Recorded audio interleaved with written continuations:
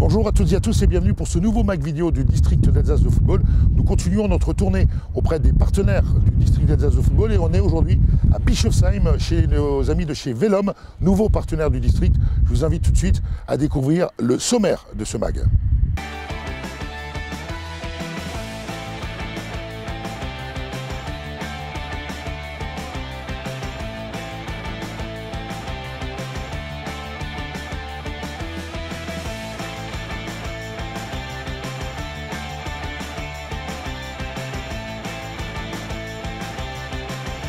Voilà, vous venez de découvrir le sommaire de ce quatrième numéro du Mac vidéo du district d'Alsace de football. Pour démarrer celui-ci, je ne vais pas vous en dire plus. On vous a réservé une surprise. On a eu la chance d'aller à la rencontre d'un grand monsieur du football mondial. Vous allez tout de suite le reconnaître. Place aux images.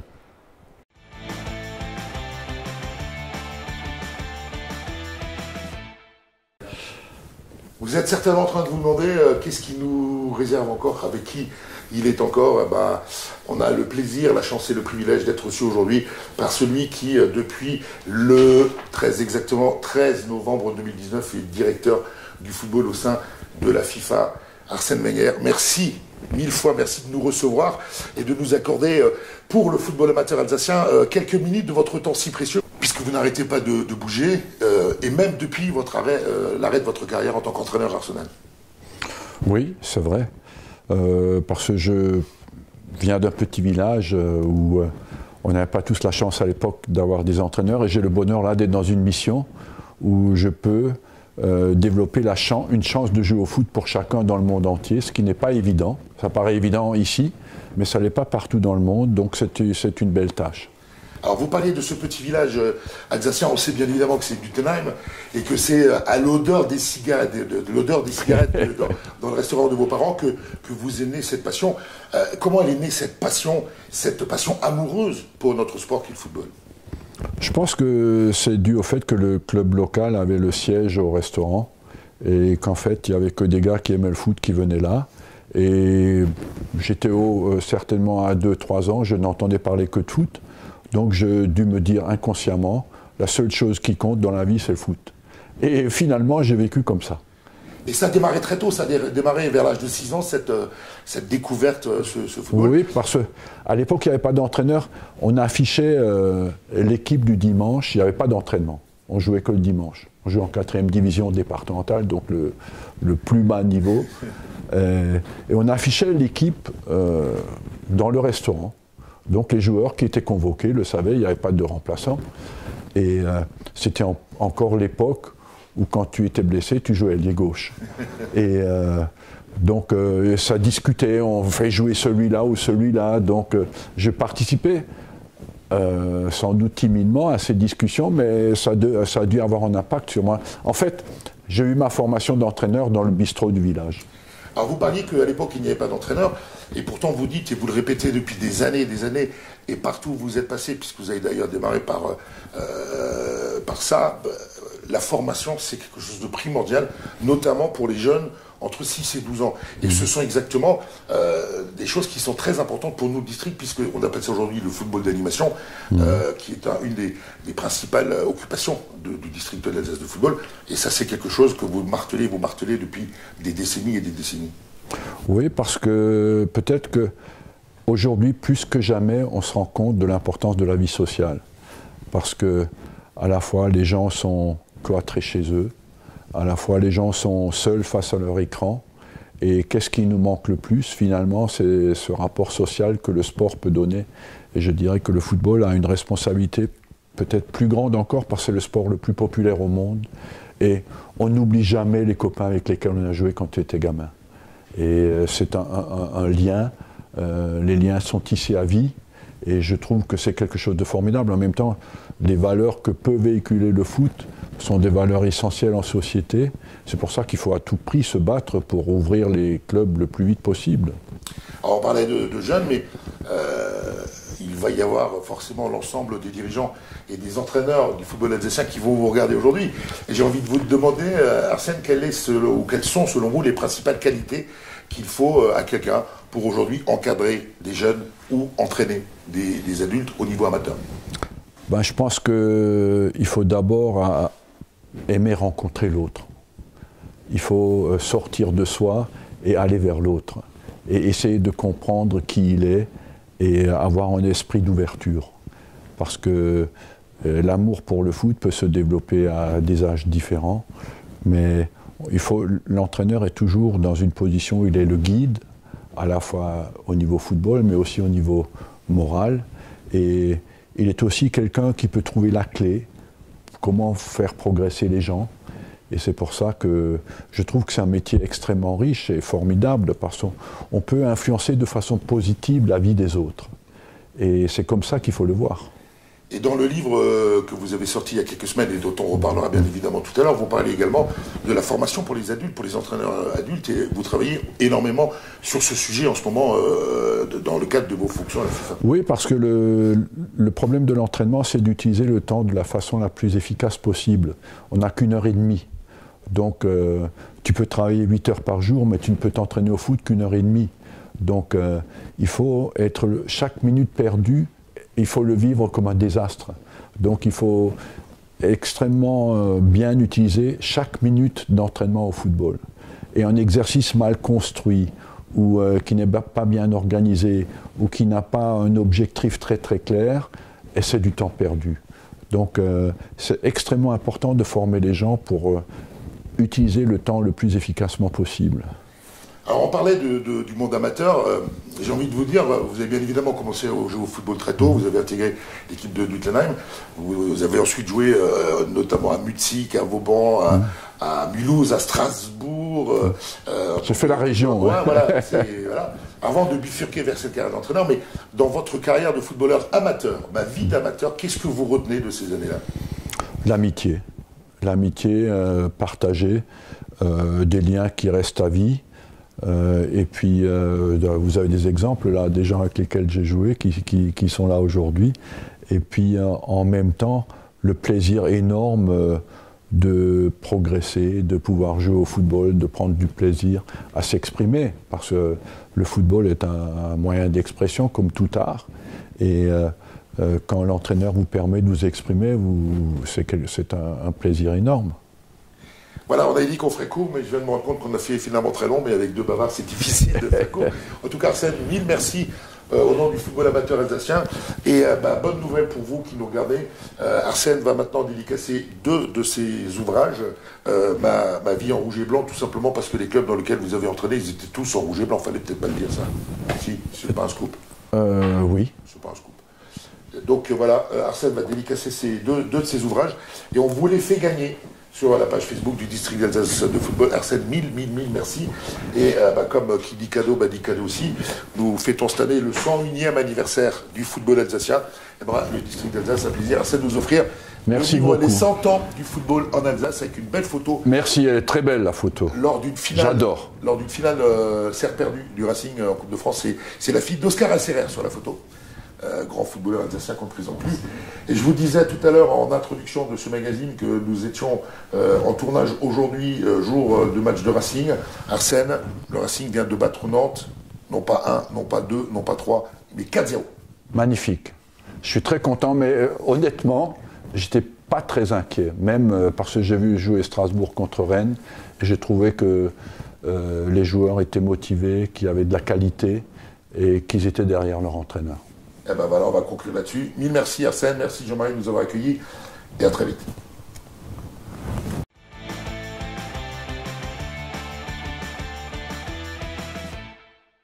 Alors bien évidemment, personne ne peut jouer au football en ce moment, vous le savez mieux que quiconque. Néanmoins, il se passe beaucoup de choses en Alsace et dans le monde du football. L'actualité du football alsacien en 120 secondes.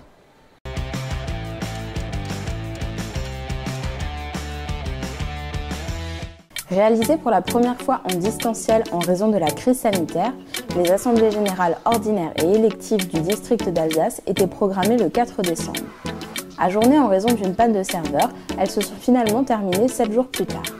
Parmi les nombreux votes au programme, les représentants de clubs étaient invités à élire le comité directeur du district d'Alsace. Opposée à la liste Retrouvons notre Lafa, portée par Dominique Liermann, la liste Ensemble pour l'avenir du football alsacien, représentée par Michel Aucourt, a été élue avec 57,61% des suffrages exprimés. Il avait déjà beaucoup fait parler de lui en remportant la phase régionale de la draft eFoot en novembre. Force est de constater qu'il n'est pas tout à fait rassasié. Licencié à l'AS Markolsheim, Guillaume Ril a terminé deuxième de la finale nationale samedi dernier.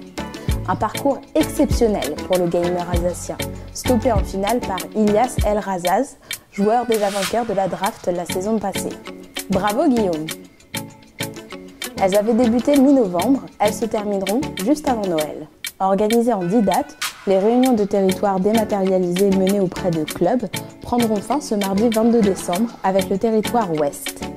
Moment d'échange privilégié, ces visioconférences auront permis d'entretenir le lien avec les clubs malgré l'interruption de leur activité et de répondre à leurs nombreuses interrogations liées à la crise sanitaire. Vous l'avez découvert dans le sujet précédent, Arsène Wenger est l'invité du Mac du District. À l'occasion de la sortie de son autobiographie, Ma vie en rouge et blanc, le mythique entraîneur alsacien vous offre la possibilité de remporter 2 ouvrages dédicacés. Pour jouer, rendez-vous sur la page Facebook du District d'Alsace. Joyeux Noël à toutes et tous!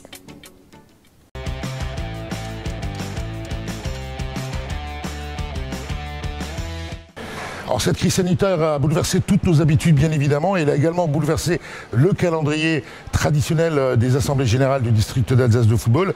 La dernière s'est tenue il y a pile une semaine. C'était une assemblée élective. Nous sommes allés à la rencontre de Michel Aucourt, nouveau président élu du district d'Alsace de football.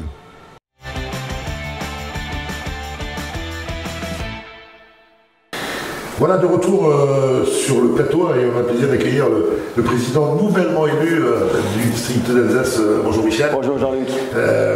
On est pile poil une semaine après cette assemblée générale un peu particulière due à cette crise sanitaire, les problèmes techniques. Ça a été pas facile puisque en fin de compte pour nous cette AG a duré 6 mois puisqu'elle a avoir lieu au mois de juin et on l'a fait là au mois de décembre.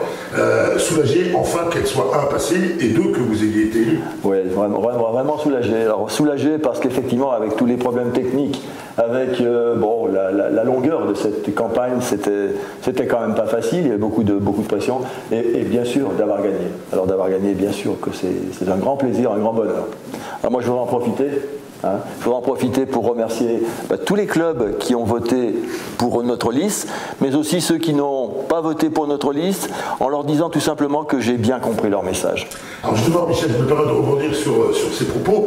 On a quand même senti au travers des échanges qu'il y a pu y avoir et surtout d'un vote pas neutre par rapport à ce retour au football alsacien, à ce retour à ce football made in Alsace. Quelle est la position que votre équipe et toi allez choisir? Alors, c'est vrai que ce score élevé de 42% nous interpelle parce qu'il témoigne effectivement d'un grand attachement des Alsaciens à leur football, ce qui est notre cas aussi. Nous ne sommes pas, nous, autrement attachés à ce football que la liste de Dominique Herman.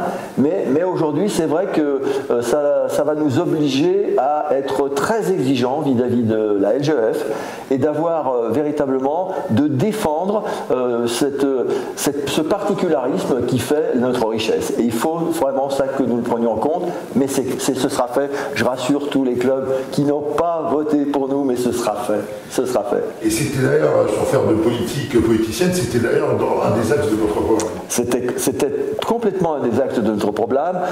La différence entre nos 2 listes, elle portait plus sur la façon de faire. Nous voulions le faire avec l'accord des autorités. Pour Dominique, c'était un petit peu différent. Il fallait le faire, il fallait que l'on sorte. Voilà. Bon, mais je pense que quelque part, on avait la même volonté. Elle était exprimée différemment. Alors, autre question, on est dans une deuxième vague qui frappe cruellement l'ensemble du pays, l'ensemble du monde, et forcément les clubs de football, même si on peut jouer au football en ce moment, c'est très compliqué. Là aussi, un petit mot pour les clubs qui continuent de souffrir. Alors, ça c'est, je dirais, bien au-delà de l'élection, bien au-delà de ce qui vient de se passer, c'est vraiment mon inquiétude première. C'est que ce football, et surtout peut-être les petits clubs, dans les villages, puissent survivre. Et il faut qu'on se batte pour eux. On va tout faire pour aider ces clubs qui sont effectivement en difficulté. Là, c'est même plus le message que l'on a à entendre, c'est une réalité. On a déjà pris des contacts avec eux, on l'avait déjà fait sur la première vague, on l'a refait maintenant à travers des réunions de territoire qu'on a pu faire en visioconférence. Il faut vraiment effectivement qu'on aille à leur chevet pour certains, et puis pour d'autres, les aider par toutes les aides publiques que l'on pourra leur proposer. Alors on parle d'action justement que vous allez mettre en place avec ton équipe. Un peu à l'instar d'un président américain nouvellement élu qui amorce sa prise de fonction, dit voilà, qu'est-ce que je vais faire de mes 100 premiers jours. Alors les 100 premiers jours de la liste de Michel Aucourt et de l'ensemble des nouveaux membres du comité directeur, c'est quoi? Les 100 premiers jours, alors c'est extrêmement simple. C'est déjà nous réunir dans quelques jours, on a un délai légal à respecter, mais de nous réunir pour véritablement mettre en pratique immédiatement l'ensemble des mesures qui portent sur les territoires. L'urgence, après le Covid, bien après le Covid, ce sera la mise en place sur les territoires de nos conseils de territoire. Il faut, et c'est une grande première dans le football alsacien, pour la première fois, les membres du comité directeur seront au cœur des territoires.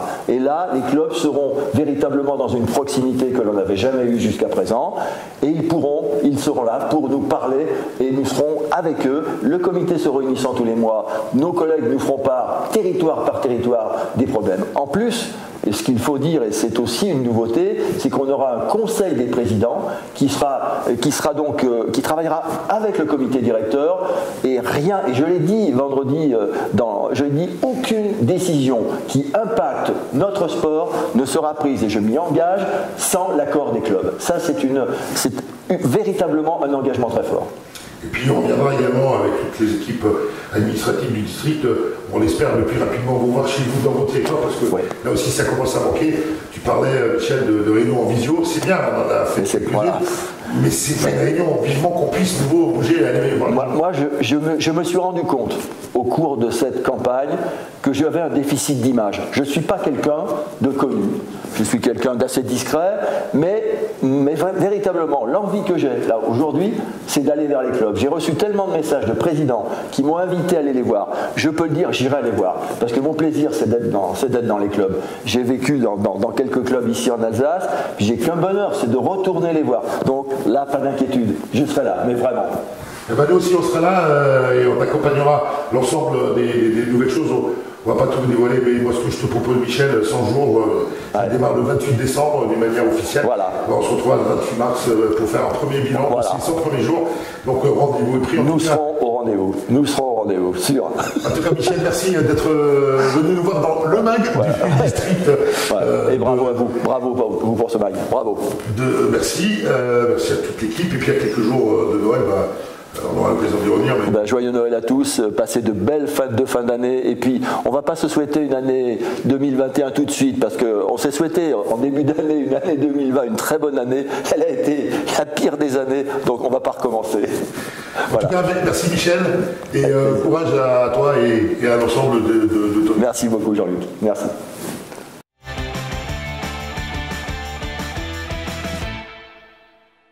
Bien évidemment, cette crise sanitaire reste toujours d'actualité. Néanmoins, les services du district d'Alsace de football continuent à avancer. Je vous propose tout de suite de découvrir les dernières infos de votre district d'Alsace de football.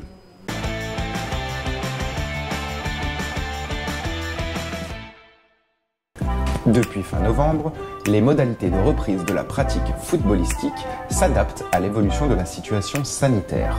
Découvrez sur le site internet du district les dernières précisions datant du 15 décembre ainsi que les documents de référence pour rejouer au foot en toute sécurité. Par ailleurs, sachez que depuis le début de la crise sanitaire en mars, le district d'Alsace tient à disposition des clubs et des licenciés un article permanent lié à l'évolution de la situation sanitaire et des mesures prises dans ce sens. Regroupant toutes les informations à savoir concernant l'évolution de la pandémie de coronavirus, cet article est actualisé jour après jour. Retrouvez-le sur la page d'accueil du site internet du district, lafa.fff.fr. Les conseils départementaux du Bas-Rhin et du Haut-Rhin viennent de lancer leur campagne d'aide à la licence à destination des clubs sportifs.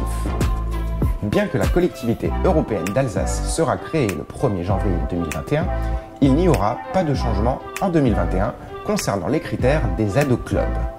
Ainsi, pour bénéficier d'une subvention au titre des licenciés de la saison 2019-2020, les clubs sont invités à remplir leur dossier et le retourner d'ici au 15 janvier dans le Haut-Rhin.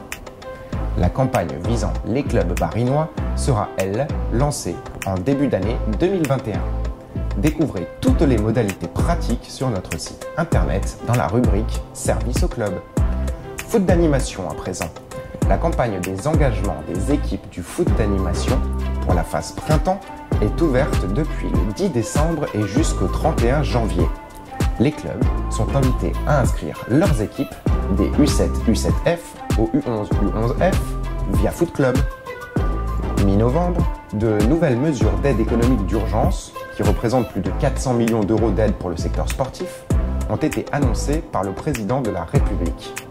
Retrouvez à l'intérieur de l'article « Soutien au club » le point, les perspectives ouvertes par ce plan de relance, ainsi qu'un tour d'horizon complet de l'ensemble des dispositifs proposés aux associations sportives. Enfin, en complément du Fonds national de solidarité, sachez que le district d'Alsace a souhaité poursuivre son accompagnement auprès des clubs en cette période de crise sanitaire. Destiné à se doter en matériel technique et ou en équipement sportif, un bon d'achat d'une valeur de 250 € utilisable auprès de l'enseigne Sport 2000 est offert par l'instance alsacienne à l'ensemble des clubs. Rendez-vous dans les boîtes mail club pour le découvrir et profiter de cette offre valable jusqu'au 31 décembre.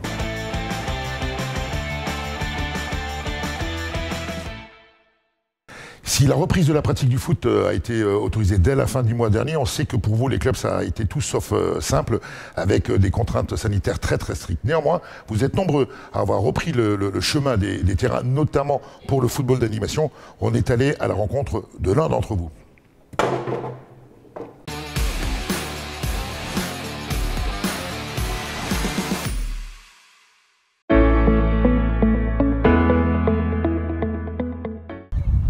Franchement, moi, ils m'ont contacté comme quoi il y avait beaucoup d'équipes qui reprenaient, mais ça se faisait plutôt en fonction de l'entraîneur. C'est plutôt l'entraîneur qui décidait s'il voulait reprendre ou non. Et donc, du coup, moi, j'ai décidé de reprendre avant Noël, vu que ça fait quand même un mois qu'on est à l'arrêt à cause des conditions sanitaires.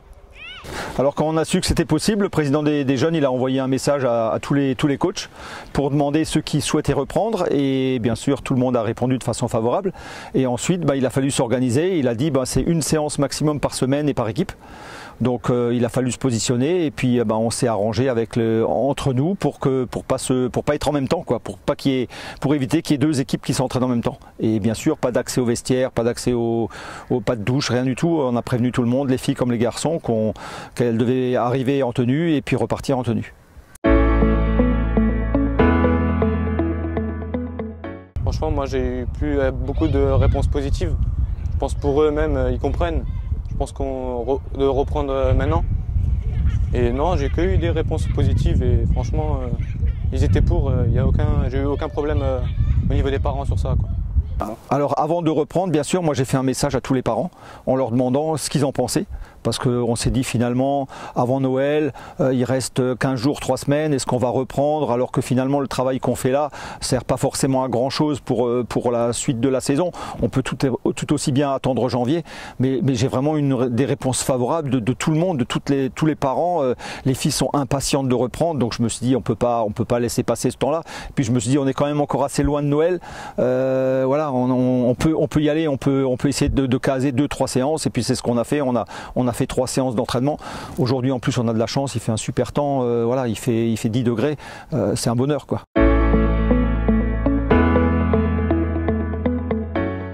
Eux, ils sont, je pense, très contents. J'ai eu des réponses des parents comme quoi les enfants attendaient ça avec impatience et depuis plus d'1 mois maintenant, donc je pense qu'ils sont très impatients de s'entraîner et je pense que ça va se ressentir pendant l'entraînement. on le voit lors des séances, elles sont souriantes, même si on essaye de leur dire attention le Covid et de respecter les gestes barrières, c'est compliqué parce qu'on fait des exercices, des petits jeux, et on n'a pas le droit de faire de confrontation, mais on fait des petits exercices dès qu'elles gagnent, même si elles marquent un point, etc. Elles sont contentes, presque elles se sautent dans les bras. Enfin, il faut les canaliser, il faut les freiner un petit peu mais on sent un réel bonheur de pouvoir à nouveau être dehors, courir, se défouler, fouler les terrains de foot. Enfin, c'est vraiment un bonheur pour toutes ces filles. Et en tant que coach, ça fait plaisir de voir ce bonheur qu'on peut apporter aux enfants, quoi. Oui, parce que j'ai vu mes copines, j'aime bien jouer au foot et j'aime bien le coach. Je suis contente de reprendre le foot, surtout parce que j'avais besoin de courir, de m'entraîner de nouveau et aussi pour être avec mes amis aussi. Alors moi je suis contente de reprendre le foot, j'aime bien le foot parce que je suis contente de trouver des amis, parce que ça fait déjà longtemps qu'on n'avait plus fait sport et ça m'a manqué. Moi j'aime bien le foot parce que c'est une activité où il faut se défouler et vu que moi j'adore courir partout et c'est pour ça que j'adore reprendre. Moi, ça m'a manqué parce que ça me permettait de me distraire parce que voilà, et je pouvais me défouler.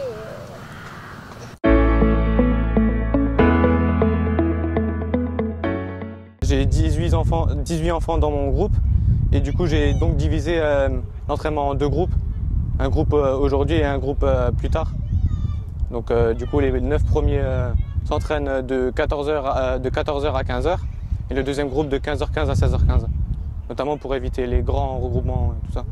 Non, j'ai plus prévu des exercices où chacun a son ballon, et c'est plus basé sur la conduite de balle, les passes, mais aucun contact physique entre les joueurs.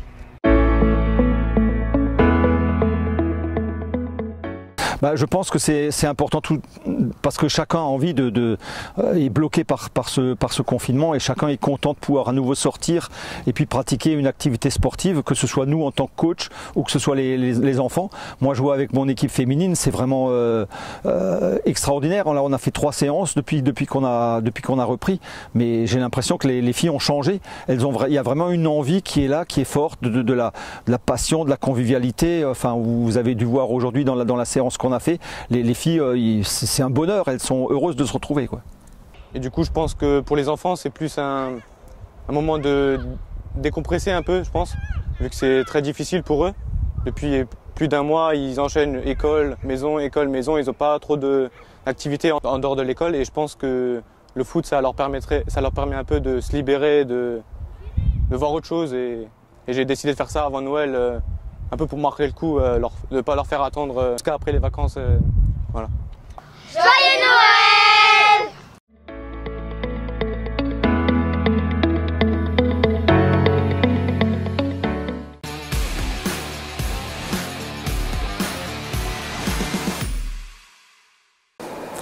Voilà, on est toujours chez Vélum, ici à Bischofsheim, avec Anne Vetter-Tifry. Bonjour Anne. Bonjour. Merci déjà de nous recevoir. Alors la première question que j'ai envie de vous poser, c'est, dites-nous un peu, Vélum, c'est qui, c'est quoi ? Alors nous, Vélum, on est effectivement fabricant de solutions globales d'éclairage LED. On est fabricant depuis 1975, donc on a une vraie expérience dans l'éclairage.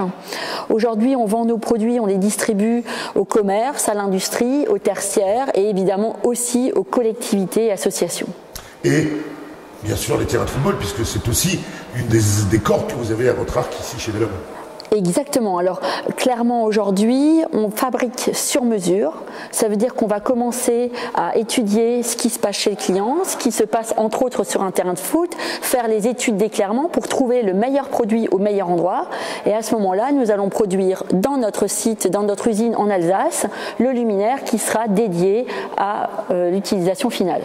Alors qu'est-ce qu'il faut à un terrain de football pour que son éclairage soit parfait ? Alors déjà, il faut que l'éclairage soit uniforme, il ne faut pas éblouir. Ça, c'est très important puisque l'UGR, qui est un coefficient d'éblouissement, doit être faible pour vraiment donner un vrai confort à l'ensemble des joueurs qui sont en dessous. Ensuite, le choix de la température de couleur, qui est plutôt aux alentours de 5000 degrés. Et pour finir, ce qui est très important aussi, et un atout majeur de l'éclairage LED actuel, c'est de faire réaliser d'importantes économies d'énergie et aussi de maintenance, puisque en général, on est parti pour que ça dure très longtemps. Alors, il est grand temps de faire passer la plupart des terrains en éclairage LED. Il est urgent et important de le faire, d'une part parce qu'on va avoir un vrai enjeu aussi par rapport à la nature, à la biodiversité, un enjeu économique et un enjeu pour réduire effectivement les frais de maintenance. Alors, Vélom, vous tombez bien, puisque vous venez de rejoindre le cercle des partenaires de l'ALAFA, du district d'Alsace de football. En 2 mots, Anne, pourquoi nous avoir rejoints? Alors, tout d'abord, c'est que moi, je suis vraiment une Alsacienne. J'aime mon pays, j'aime mon territoire. Et pouvoir soutenir des associations locales, déjà, ça me fait plaisir. D'autre part, je suis vraiment fan de foot. J'ai été et je vais très souvent voir les matchs, entre autres du Racing, mais également des petits clubs alentours. Et après, faire quelque chose pour les jeunes, ça me tient particulièrement à cœur. Je pense qu'il est essentiel d'ouvrir, en tout cas, la porte des entreprises aux jeunes. Et par ce biais-là, j'espère pouvoir en toucher certains jeunes et leur dire venez chez nous, venez visiter Vélum, voir comment on produit, parce qu'on produit tout en Alsace et ça c'est quand même important. Et ensuite, apporter de la valeur ajoutée à son territoire, quoi de mieux? Ben voilà, tout est dit. Anne, en tout cas, merci à vous et vos équipes de nous avoir reçus pour l'ensemble de ce magazine, déjà numéro 4, à quelques jours de Noël. Très belle fête. Belle fête à vous également. Merci.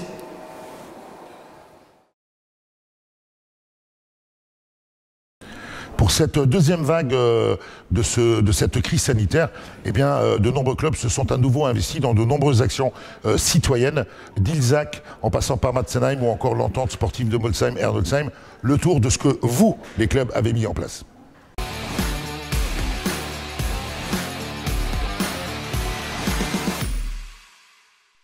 Le football alsacien a du cœur. À l'approche des fêtes de fin d'année, comment ne pas mettre en avant les nombreuses actions de solidarité initiées aux 4 coins de l'Alsace par les clubs de foot. Dans ce contexte sanitaire et économique particulièrement difficile ces dernières semaines, nombre d'entre eux se sont retroussés les manches afin d'agir au profit des plus démunis et des personnes isolées. Mobilisés depuis plusieurs années au profit des banques alimentaires, à l'occasion de leur traditionnelle collecte nationale, l'entente sportive Molsheim-Erdolsheim a été à l'initiative d'une nouvelle action de solidarité au profit de cet organisme début décembre. Pour lutter contre la précarité alimentaire, le club alsacien a demandé à ses jeunes licenciés de rapporter à chaque entraînement un ou plusieurs produits reversés par la suite à la banque alimentaire du Bas-Rhin. À quelques kilomètres plus au sud, une initiative similaire est à mettre à l'actif du FC Matzenheim. Du 2 au 12 décembre, le FCM a invité tous ses membres et supporters à déposer directement leurs dons au clubhouse de l'association. Comme l'ESME et le FC Matzenheim, l'ASIM et le FR Agno ont eux aussi décidé d'organiser des collectes de denrées alimentaires. La collecte ilzacoise a permis de récolter près d'1 tonne de dons. À Agno, le FRH a pour sa part décidé d'allier collecte d'aliments et de jouets. De jouets, il en a aussi été question à la Saint-Georges Karspach, où une collecte de jeux a été organisée auprès des jeunes du club. Des objets destinés notamment aux enfants hospitalisés à l'hôpital Émile Muller de Mulhouse. Cadeau toujours, mais à destination des personnes âgées cette fois-ci. C'est la cause pour laquelle les féminines de l'US Ittenheim ont décidé de se mobiliser. Comment? En réalisant des bricolages qui seront remis juste avant Noël aux résidents d'un EHPAD strasbourgeois situé dans le quartier du Stockfeld. Les seniors ne sont pas en reste non plus du côté de Nieder-Schepolsheim. En association avec la commune, le club local s'est mobilisé pour distribuer des repas aux aînés du village. Enfin, c'est sur les bords du canal de la Bruche que se termine ce tour des stades où le CS Wolfsheim a renouvelé son engagement en faveur de la Ligue contre le cancer. Posé pour la bonne cause, c'est ce qu'ont décidé de réaliser les sections féminines et masculines du club La moitié des bénéfices étant reversée à la Ligue contre le cancer, en hommage à Tony Götze, enfant du club, parti beaucoup trop tôt.